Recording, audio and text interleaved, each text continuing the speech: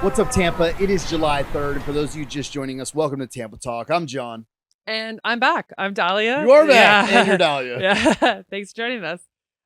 So good to have you back. It was awesome having Monica. Yeah. But we've missed you for sure. All right. What are we talking about?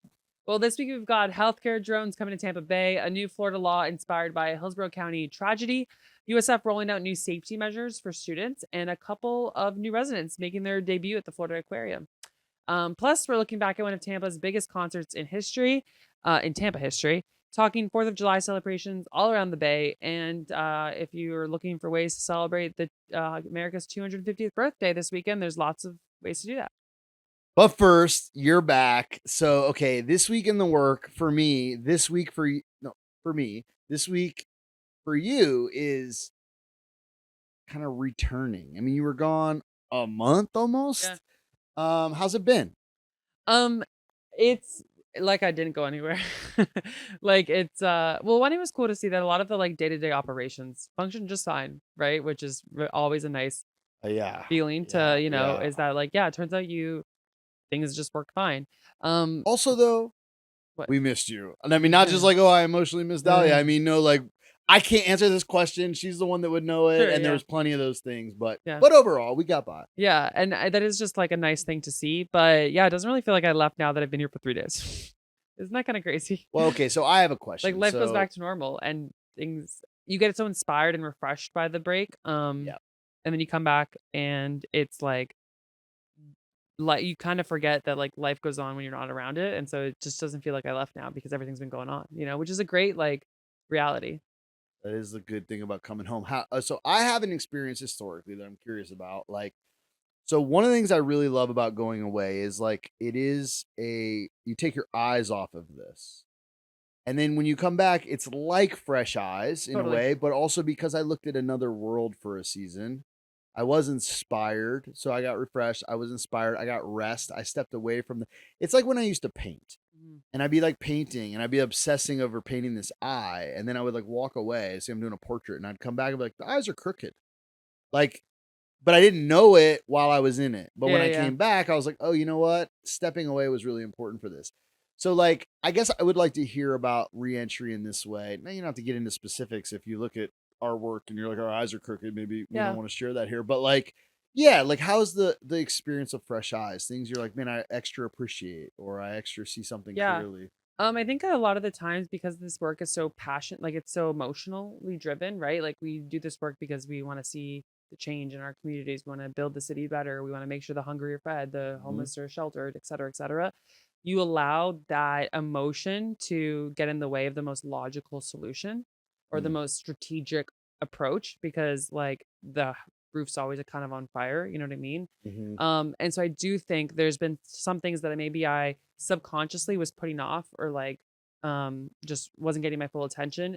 Coming back to it was like, oh, this is the like obvious answer to this problem, or this is the obvious action to this issue, or this thing isn't as emotional as I thought. Like ultimately, like there's one answer here, you know what I'm saying? So that definitely. And then it's also what was really cool is so I went to Turkey on my honeymoon, and that being it's so fascinating to me that a lot of the work we do has been going on for thousands of years. Like aid to the poor has been the function of humanity, has been a function of humanity since day one. And so it is back to the whole like it's a never ending problem. Like we address them, we don't solve them. And it's like, yeah, that's affirmed by the fact that 2,000 years ago in Constantinople, they were feeding their poor, right? Like I went to a monastery carved into the mountainside because that's how their defense mechanism worked, that fed 2,000 people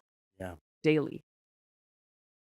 Amazing. And so then I think about the fact that like we're not even doing that. Like we're not feeding 2,000 people daily, No. And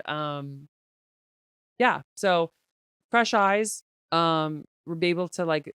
And it's weird too, because I wouldn't even say I thought about the work that much while I was gone. Like, obviously, it's always like, you're talking about what you do and you're going to the monastery. And I remember the soup kitchen stat because that's, if you ask Will, he would remember the height of the mountain or something, right? Like, you're obviously still thinking about the work, but I wouldn't say I did try to make an active effort to like enjoy and like, and like relax a little bit. Great. And yet still you get questions answered, you know, Yeah. which is kind of why I think rest is so important. There's a And travel.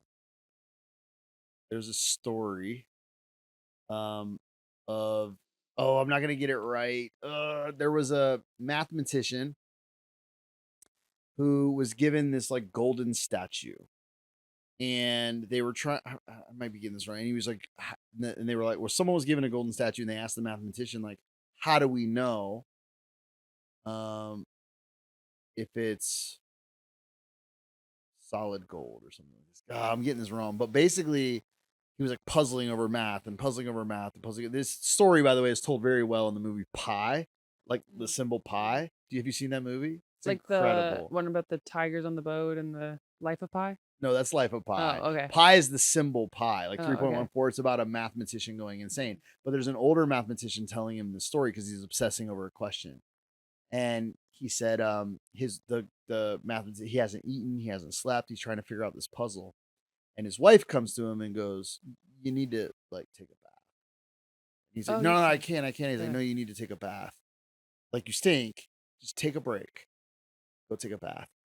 And he does. He's like, okay, fine. I'm gonna walk away. He walks away from the problem. He gets in the bath, and as he gets in the bath, he sees the like water level go up, and he goes, displacement. Right. I know what And you're talking and about. like is able to, so like this is Yeah. like the discovery of displacement, and like the thing he's been toiling over is actually like illuminated by walking away from it. Yeah.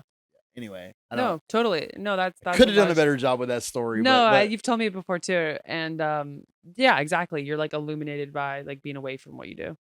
it is helpful. So Yeah. what happened in this week's history? I guess it is a Um, 4th of July type thing. yeah, it's the 4th of July. That's all anyone's really been talking about. Also, a side note to this, my favorite thing is the new FDOT guy.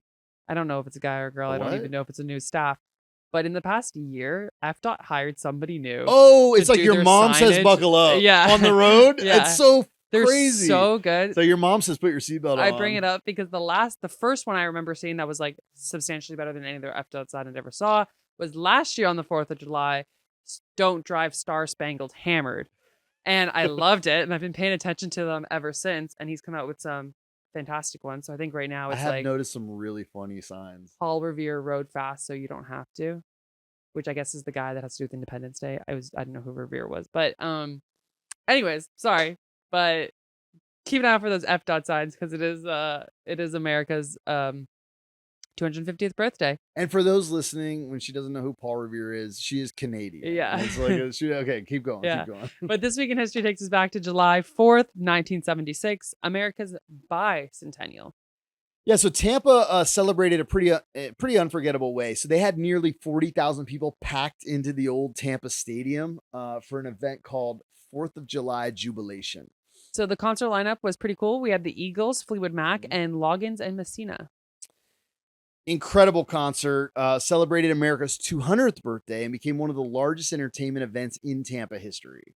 Now, here's a fun little piece of kind of trivia. A bootleg recording was taken during the entire concert. It still exists today. You can go online and listen to it. So if you're wondering what it sounded like inside the stadium that night, you can actually listen. I did go listen to a little bit earlier.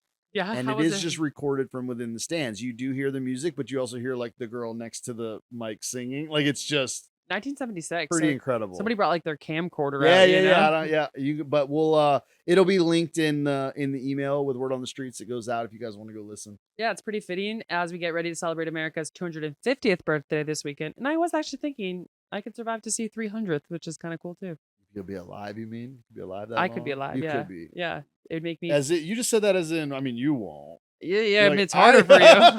It's That's true. harder. I don't plan on being around for that. By the way, I know an old guy that I'm not gonna mention it, but he's an older dude that's like toward the end of his life, and he would always be like talking about like where things are going, and he's like, "Man, feel bad for y'all." Yeah. And he's like, "Oh, I'm not gonna be around to see this. Like, No. y'all are gonna be the ones that have to deal with this." Well, in Italian, we have like a common cheers, like when you cheers your glasses, you Yeah. would say to 100 years. So you're like wishing that everybody lives to 100 years old. And my grandparents are almost 90, and so my grandfather's recently started making like we'll say like cent'anni to 100 years, and he'll be like 110 because he's kind of like, that's not a lot of years for me. That's like 10 years for me. So he's always 210. Well, you guys know we've been doing the city council spotlight, and there is not much to report this week from City Hall because, as we told you last week, City Council is on summer break and they won't gather again until July 16th. So that means everyone gets a break, including us. Well, at least from City Council meetings. I guess we have other things we're things, not yeah. breaking from. Well, I just got back from a break. So. We're not no more breaks. Oh, and I will say, just to get back to that real quick, it also proved to me how much you need work in your life. Like, you can't actually just vacation and travel and go around everywhere. Like, you personally crave responsibility and work. I do think that is maybe just my human nature. I think it's a lot of people's human nature where we need to work. So. We are built to build. We are Yeah, made yeah. to make. I do not think. I mean, this is what's so tragic about unemployed folks. I mean, it's just like this is as deadly as going without food. Mhm. Yeah. Yeah. Well, let's get into the news. We'll start with something that kind of sounds sci-fi-y. Sure does. But BayCare plans to begin delivering medical supplies by drone across Tampa Bay. That's crazy. So the nonprofit health system announced a partnership with autonomous delivery company Zipline to build a regional drone delivery network. The first phase is expected to launch in late 2027, beginning around the St. Pete Clearwater area before expanding to the rest of Tampa Bay. So what are we delivering? Yep. Drugs, no, things like lab samples, prescription medication, blood products, other critical medical supplies. So healthcare providers simply place an order into a secure Zipline drop box. An electric drone picks it up, flies to the destination, lowers it on a small delivery pod from a tether while staying hundreds of feet above the ground. Wow. Once the package is delivered, it flies back to recharge. That's crazy. It Especially is. especially in healthcare. I also just like I'm picturing that, but I guess my neighborhood's a little bit unique because I'm like, you're not getting through all those All the oak trees. trees. Yeah. Yeah, but I guess that's a little bit older growth neighborhoods might have a problem with this. I was in a neighborhood recently that said like Walmart delivery, a drone delivery zone in Tampa. So I guess it must be like a test area because it was posted like Walmart drone delivery area or something like that. But I can't wait to be reporting on pirate drones. It's like it's coming. But I think when you think about healthcare, the time-sensitive nature of medical supplies and medical information and the privacy really make it so that these delivery methods are kind of cool. When you open it up, you said, "Oh, it sounds like sci-fi." It really does. It sounds super futuristic, but probably these things are going to be like years from now. We're going to be like, "Oh, it's just normal." Yeah, I think so. Yeah. All right. So a new Florida law officially went into effect this week, and it began with one Hillsborough County family's determination to make sure another family wouldn't experience the same tragedy that they did. Isaiah's law is named after Isaiah Raposa, who was killed in a hit-and-run crash in Gibsonton in 2024. So following his death, Isaiah's mother, Jessica Washington, spent the past year advocating for stronger penalties against people who repeatedly drive without a valid license. Her effort helped push this legislation across the finish line. The new law expands Florida's definition of a habitual traffic offender. Now, anyone convicted 3 or more times for driving without a license within a 5-year period can face significantly longer and stronger consequences. Also, that is just wild. Like, I just did it again. I just did it again. Like, you can't stop me from driving. I have a friend who sold his vehicle recently, and the guy picked it up, like 2 people, told him he has no valid license, and then got off and drove in the truck. Or not the truck that he sold. Like, it was like, anyways, I just think that's crazy that you're out here driving without a license and then like advertising that. Yeah. Well, and then no license and also no insurance in many cases. I'll get your uninsured motorist coverage on your insurance. Make sure you add that. Yeah. For sure. So anyway, lawmakers say the goal is to close loopholes that previously allowed repeat offenders to continue driving with very little accountability. So anyway, some hopefully meaningful legislation that begins with one family deciding that their loss has to lead to something better, which I do kind of love in terms of like take action, and disengagement has led to actual legislation. The University of South Florida is also announcing new efforts to improve student safety following the tragic deaths of 2 students earlier this year. Yeah, so USF says it's launching several new initiatives aimed specifically at off-campus housing. Those include new online resource center, recommended safety standards for apartment communities, dedicated email contact to improve communication between students and the university. University President Moaz Limam says that they've already reached out to nearly 50 off-campus housing providers, asking them to voluntarily adopt additional safety best practices. Yeah, obviously they're voluntary because USF doesn't actually control what is done at privately owned apartment complexes, but the university does say that they're hoping that these partnerships will help create safer living environments for students throughout our community. Still a sad story thinking about it. And finally, perhaps the most cheerful news of the week. The Florida Aquarium is introducing Juniper and Ginger, two 1-year-old skunk sisters. That's awesome. Little baby skunks. Yeah, the pair arrived from Colorado's Cheyenne Mountain Zoo, and they were just babies. Now they're officially to become part of the aquarium's animal ambassador program. You may be wondering, why are skunks going to the aquarium? And it's really an opportunity for visitors to meet them while learning more about skunks and wildlife conservation. You know, I like this. I like ending with little baby skunks instead Mhm. of conflict in politics, hurricanes, Yeah. or traffic jams or something like that. So it's good. All right, so this is going to be a busy weekend. I think there's a lot going on. So what's happening around town? Yeah, if you're looking for the biggest Independence Day celebration in Tampa, head over to Julian B. Lane Riverfront Park. The city of Tampa is hosting Liberty by the Bay, celebrating America's 250. It's a free event from 4 Mhm. to 9:30 Saturday evening, and you'll find entertainment, family activities, food, vendors, fireworks, more. Um, They're also going to do a 250 drone light show before the fireworks. it's the year. Drones are going to A be lot of everywhere. drones. Yeah, a Drones are lot going of to be drones. everywhere. ZooTampa is also celebrating a month-long Red, White, and Zoo throughout July, and specifically the 4th of July weekend. You'll find patriotic-themed animal enrichment activities, food, drinks, giveaways, and on America Mondays and Freedom Fridays, the first 250 guests can receive a collectible commemorative bookmark.